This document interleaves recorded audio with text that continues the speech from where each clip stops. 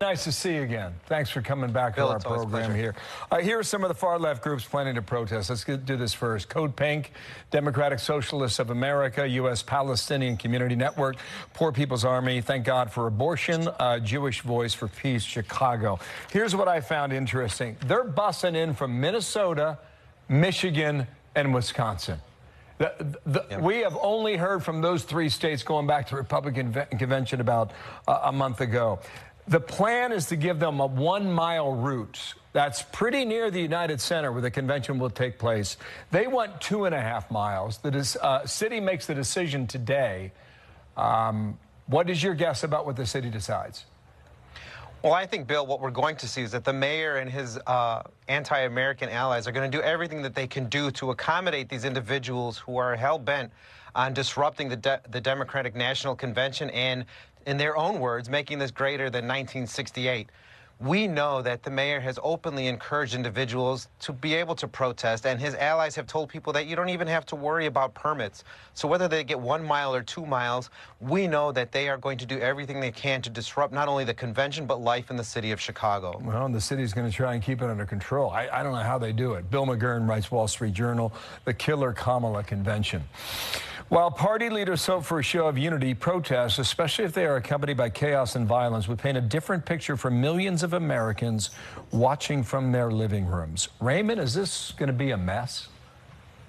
I think what we're seeing is the beginning of a very difficult week in the city of Chicago, and we're seeing it also with many of the decisions that are going on right now with regards to who is allowed to protest and who is not. We're seeing where many of these groups that called our president Genocide Joe and Murder Kamala are being given permits, where our firefighters and pro-Israel groups are being denied left, right, and center. But we also know that our neighborhoods are going to have many of their 911 calls unanswered because of all the resources deployed to keep both locations, the United Center and McCormick Place, secure.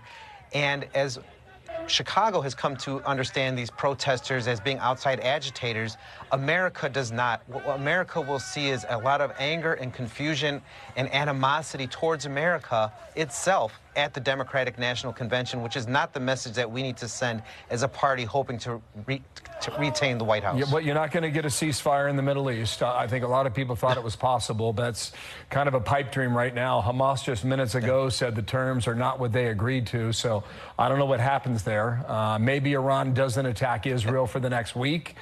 You can hope for that as well, but there's the potential for a wicked stew. Absolutely. Many years after 1968. Go ahead. And let's not forget, it's been 315 days since hostages were taken, Israeli and American, and we are not pushing forward to try and demand their release in a way that makes sense to everyday Americans, while we are allowing individuals who are basically not just supporting Palestine, but they're supporting Hamas to have their say in the most American of American cities. It's absolutely disgusting, and our leaders need to call it out from the party as well as from the nation. Raymond Lopez, thanks. The entire disgusting platform of the Democrats, from the nutcases that want to kill all Jews to the crazies in the climate corrupt organizations to Kamala supporters, Biden supporters, and Obama pulling the strings all behind. If they have plenty of Antifa around with masks on, there could be violence, there could be anything. But what do you expect?